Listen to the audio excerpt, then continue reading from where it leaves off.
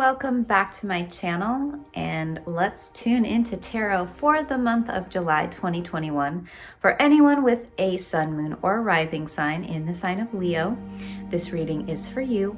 Now, do keep in mind this is a general reading, so it will not resonate for everyone, but take what resonates, leave the rest behind for someone else, and I do hope you find some guidance and insights into your month ahead. So let's go ahead and jump in. Now, for the first week of the month, for Leos, we've got the Five of Cups reversed.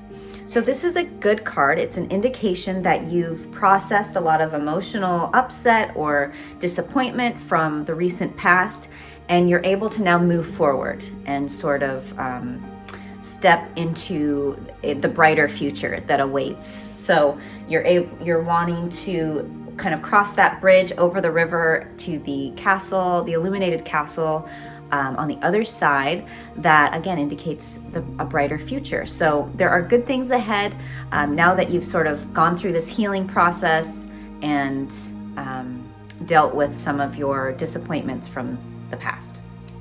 The second week of the month, we do have the King of Pentacles reversed.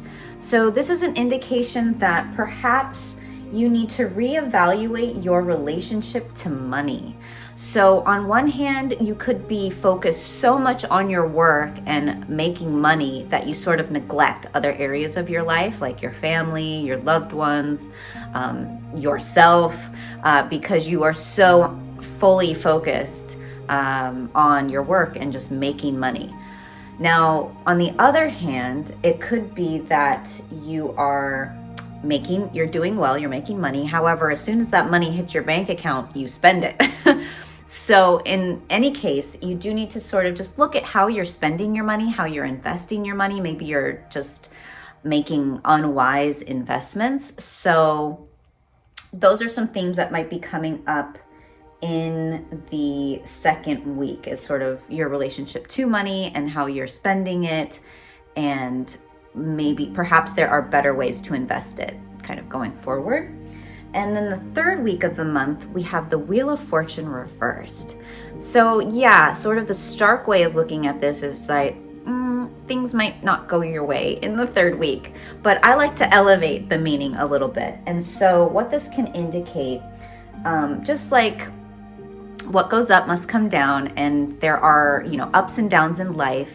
And so if you have gone through a period of where you've felt more supported recently, things might feel a little bit more challenged. It doesn't mean like all of a sudden you have bad luck and there's nothing to look forward to in the third week of the month. But you just may acknowledge that things might be a little bit uncomfortable or just not quite run as smoothly. Like instead of it being like a round wheel, it's maybe kind of a square wheel. So it's a little kind of rocky and the ride's just not quite as comfortable. It's like you hit some turbulence perhaps. So this is just a little bit of a warning of that. Now, another way that this card can manifest is that in the reverse position, the Wheel of Fortune can indicate that you're actually breaking a negative cycle or a bad habit. And so anytime that you're trying to break a habit, like let's just say smoking, for example, or some kind of lifestyle habit that is not fully supportive of your highest path, anytime you're trying to break a habit, it can be very challenging. So that might be what this card is speaking to, is just like in the process of breaking a habit, it takes a lot of willpower and a lot of effort on your part, and it's not always super smooth and easy. Or if you're giving up caffeine, for example, you kind of go through this withdrawal period with headaches and just not feeling well. You're maybe a little on edge. So that might be what's kind of going on in this third week, is just like you're eliminating some of those negative lifestyle habits. And through that process, it can be a little bit challenging or uncomfortable. I want to say there was one other thing I wanted to mention about this, is not only just breaking a bad habit, but possibly implementing positive daily routines and implementing new positive habits versus just simply stopping a bad habit. Because one thing with the King of Pentacles is that it can speak to is in the reverse position is that you're so focused on work and money that you even neglect yourself. And so it's almost saying like, instead of just saving your money, maybe spend a little bit of that money on yourself and do something nice for yourself. It's like you're not allowing yourself to enjoy the fruits of your labor, or you get so locked into the daily grind of working really hard that life becomes kind of mundane and boring and sort of depressing.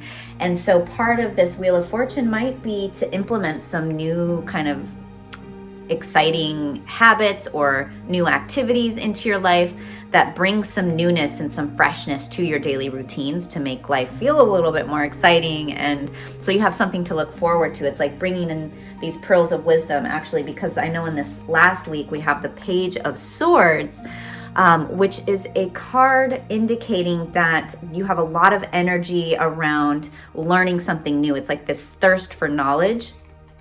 It could indicate bringing in or implementing new ways of thinking, a new perspective, a new way of expressing yourself. So part of maybe implementing some new daily habits or routines has to do with just having this new perspective or bringing in these pearls of wisdom that makes life more exciting, gives you something to look forward to each day. So you're not just doing the same thing every day, day in and day out, to where it's like kind of you're grinding yourself into a rut. It's bringing in something new and fresh and exciting, something to look forward to, so you can wake up, you can meditate. Maybe that's one of the habits you're implementing this month. Another thing with the Page of Swords, because it is a page, so this can be news or information or a message in regards to the swords, which is usually either a mental process, so it has to do with learning, it has to do with expression, talking, communicating, or new forms of just like a new course of study perhaps. So you may be learning something new in the last week of the month. Because it's a page, though, I think I was starting to talk about this, is because it's a page, it's considered kind of young in as far as the court cards. It's the youngest court card. So when you're young, when you're learning something new and you haven't quite mastered it, you're in this experimental phase, this phase of exploration. And so you might expect that you fumble a little bit as you're learning. Like, let's say you're learning a new language, for example. When you first start learning a new language, it can feel very uncomfortable and awkward, and you don't have a lot of confidence, right? And so part of this maybe Wheel of Fortune and learning, bringing in some new areas of education or new skills, new ways of expressing yourself, new ways of thinking, is that you might fumble a little bit. It's not going to just come to you lickety split. It's not going to just like sink into your brain and then all of a sudden you're a master, you're adept at it. It's going to take some time, some effort, some practice. So just be gentle with yourself. You don't have to adhere to any perfectionistic tendencies here, especially, if you have any Virgo in your chart. But, give yourself some grace and allow yourself this time to kind of fumble your way through these new skills that you're learning. And that, again, might be what some of the Wheel of Fortune reverse is speaking to, is just like sort of the awkwardness of learning something new.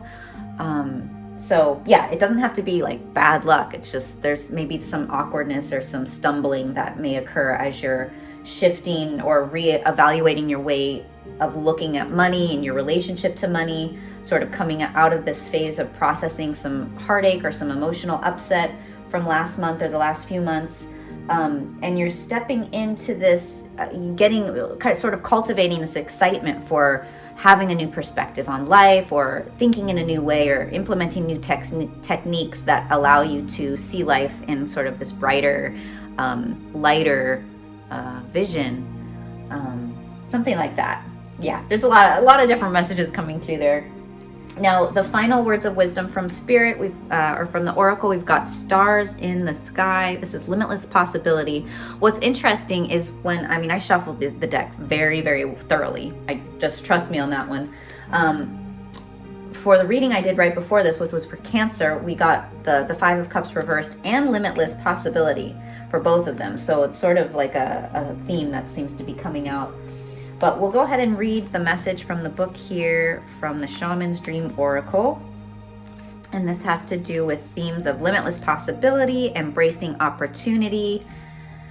And the message is, when you look up into the velvety dark blanket of the night sky, covering the vast expanse of space, can you count all the stars twinkling above?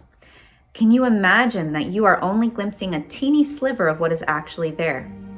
This is the domain of limitless possibility, of the never-ending sea of potential that you yourself are made of and have now at your disposal.